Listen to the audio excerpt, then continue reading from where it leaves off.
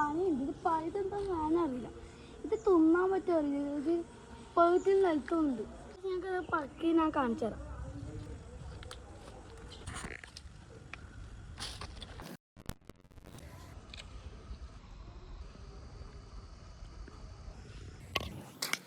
ഇതാണ് ഈ കായ കേട്ടാ. ഇതെന്താ സംഭവം? നിങ്ങൾക്ക് ആർക്കെങ്കിലും ഇത് അറിയാമെങ്കിൽ കമന്റ് ചെയ്യണേ. നമുക്കിത് പൊട്ടിച്ചാക്കിൻ്റെ ഉള്ളിൽ എന്താന്ന് ചക്കക്കുരു അല്ല, വേറൊരു കുരുവാന്ന് വെച്ചാൽ അതായത് അതിൻ്റെ ഉള്ളിൽ നിന്ന് കിട്ടുന്ന സാധനം.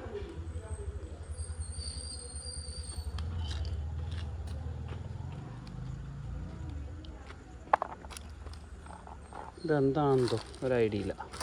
ഇതും കൂടെ നമുക്ക് പൊട്ടിച്ച് നോക്കാം. ഈ കുരുവിനുള്ളിൽ എന്താണെന്ന് കേട്ടോ. നല്ല കട്ടിയുണ്ട്, നോക്കറ. അതിൻ്റെ ഉള്ളിൽ വേറൊരു കുരു.